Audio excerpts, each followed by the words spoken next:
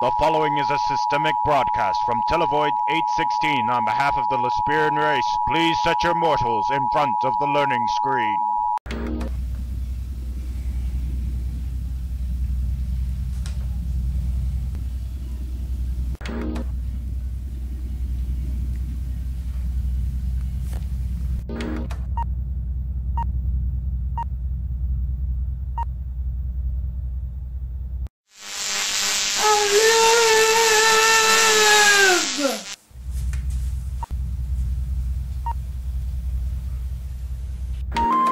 Saturday night, I was in the basement when the house shook. I went outside and I looked. I thought it was an earthquake, and I realized it was base. Thought it was another wave, and I realized it was base.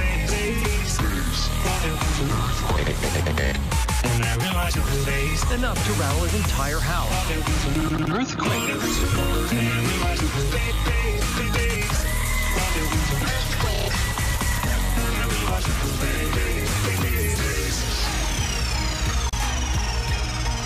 It did make my windows move a little bit.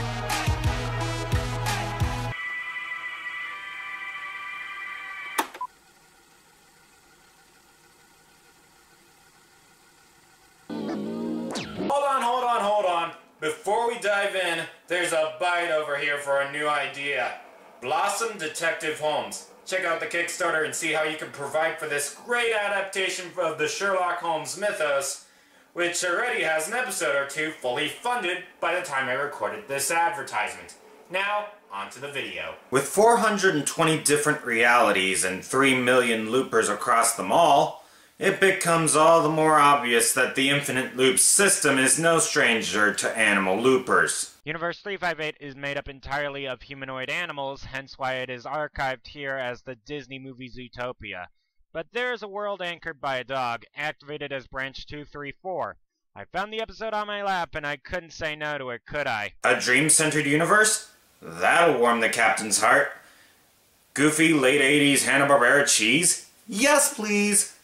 A multicultural group of kids called the Midnight Patrol? What could possibly go wrong? Released at the dawn of the 1990s, Midnight Patrol was corny fun from the last tendrils of the 80s, as it entered the transitional period out of the big hair and into the big air. The story goes as follows. Martin and Vivian Powell pick up a Springer Spaniel named Potsworth, make stories about his adventures out of their growing discomfort with some of the children's programs being made at the time. And their philosophy goes as follows. 6-year-olds just aren't content to be fobbed off with Mr. Wizard go poof and Nasty Man go away. Stories these days have to be believable. And that's something we can relate to here on the Crosby Comet as the medium landscape gets smaller and smaller. Out of the main cast anchor, Potsworth activated in the wake of Hurricane Billy, and 4 other loopers followed shortly after. Kid superhero Nick, his nosy older sister Rosie, energetic leader Keiko, and expert artist Carter, making him the second Carter I have to keep track of in the loops. For this week's episode, Rosie gets the spotlight. She's even in the bloody tile for corn's sake. Will it be a hit? Or will our forced grow round of 2018 be trash? Let's find out. But the captain's probably got money on the ladder. Ladies and gentlemen of the mob, time to riot loose with a Fandom Arson of Midnight Patrol Episode 13, Rosie's Fuss Attack.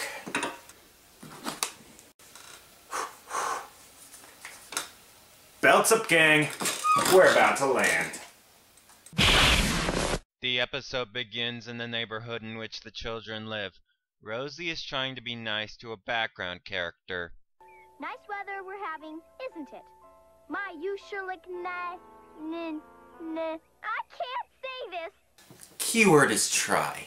But Rosie can't help but be a fussy little snot who will eventually mature into a mini Chandler-grade mythic bitch throughout her history in the loops. Yes, that branch is actually indeed looping. Branch 222, if I'm not mistaken, anchored by Veronica Sawyer with Heather Chandler as the first looper out of the box. Yggdrasil can be a cruel mistress sometimes. Off in the Dream Zone, Rosie's fellow friends in the Midnight Patrol help her practice being nice. I don't pick on everybody. If I did, I would certainly say something about the Grandozer's dorky-looking pajamas. I'm just glad I didn't say anything about his big nose. Quick, somebody bring me a mirror! Uh-oh, is her giggly gland busted up? Oh, hey Cosmo, welcome to the show. Still not upset about the loop crash I caused? Oh, of course not. Great! You just have to be on call when King Oberon calls you up to task. Here! Explain the busted wand. Poof just kept pulling and pulling until he got a big bone of the wand dislodged. And you don't mind that at all? Not anymore. You're gonna bring that wand to every appearance you make here, aren't you? Correctamundo! Because that's the sorry state of the showrunner's merch. Holy shit, it's Chewbacca! This rando cameo brought to you by the fully functional camera chip inside every screen device. Just ask my corporate siblings at ESPN. This guy is a perfect example of the Conference of Champions. His hometown, northwest of Belgrade, the capital. 350,000 people right there on the Danube River. And tonight, their family, his family, is watching in the living room at home. And one of the great new technologies that we have here at ESPN is that we can look at you in your house through your TV. So, hi, everybody. It's 6 in the morning there. They're watching right now. Right. Just further reason why the corporate police state ruins universes. Don't forget to support my movie with cable! X gon' give it to you. Flash. On a referral from the Grandozer, the gang go to Dr. Ockenhopper, who confuses Potsworth for Rosie because everyone's half asleep here. That's how it goes. I don't look anything like Potsworth, and I wouldn't want to either. Oh, brother. This should make you happy. Doggies love bones. Oh, great. My life is falling apart, and I get Doctor can't find his way out of a box. Ah! Griselda, my long-lost sister. Oh, how I have missed you. Like, what the heck was that, Snoop? Yo, man, I don't have all the answers, y'all. Turns out Rosie's dream avatar has snootin' positis. Which causes psionic mutilation. SJWs, am I right, fellas? CNN wouldn't lie to me, would it? And the only foreseeable remedy, Fussy Leaf Teeth, Oh, is no. out of stock, so the kids head off to Fussy Leaf Meadow to fetch the ingredients needed for a fresh batch. Hey, get off of my face. Ow! What do I look like, a carpet? Who said that? Take off those shoes. Ouch! Oh my god, call the police! It's the YouTube comments section! I hate crabgrass in the dream zone. You and me both, Mutt. First stop is the fussy weed bushes, who act in a manner that is commonly compared to the type of folk who mock transgenders. In general, not the demonic things they force their lifestyle on children. Cue a troll, Ew! Gross out city! Oops! and cue transmogrification into a troll. Now cue infatuation from a troll. This does not look good. Oh, you are the most beautiful girlfriend me ever see. Girlfriend? Ah! And here's your daily reminder about child kidnapping. If it doesn't end in murder, it'll end in rape.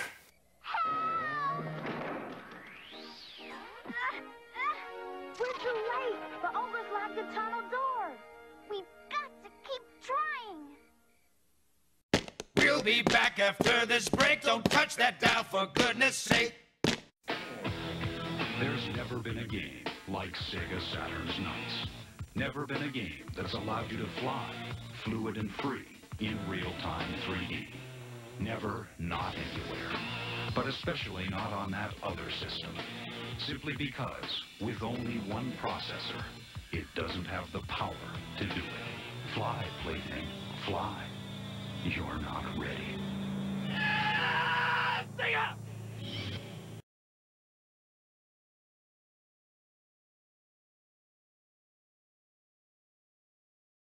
And for the second half of our episode, cue a village populated by trolls. Back in the late 90s when Matrix jokes were timely, you couldn't get away from these cohorts. Because Smash Mouth made a tune loved by children and buffoons, and it hit number 4 on the billboards. Well, Flash. Rosie struggles to escape the troll's grasp, but to no avail as Shrek here showcases his village. Me just call you Honey Bun. Ew! Let me go!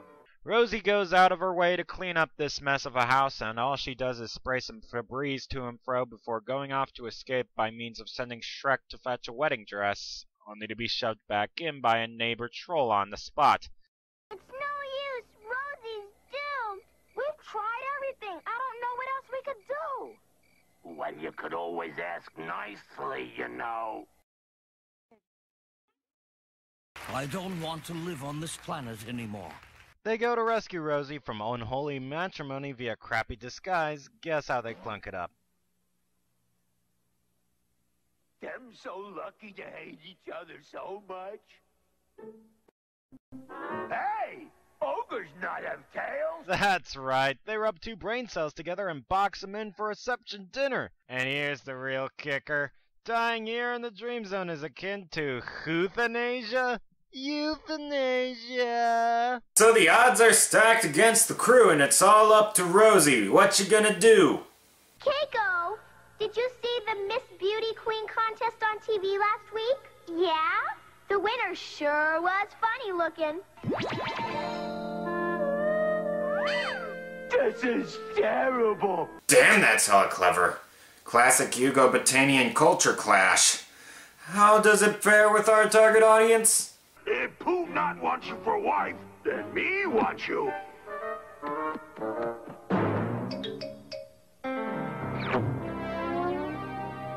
For dessert. This is not exactly going according to plan. At least you got to see yourself endowed with all the enhancement puberty can give you, kid. It seems all hope is lost, but Nick dreams up a comic that offers them the escape rope out of here. Her jerk-ass level sass is what saves the day, indicating that she's probably learned nothing. Thank you for your 20 minutes. See ya in syndication.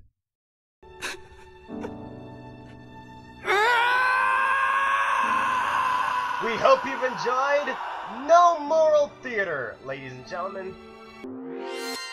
Conclusion. This episode is kind of a slow go, but that's typical for Hanna-Barbera programs in the 80s and 90s. The characters are serviceable and the means of solving their problems are very creative.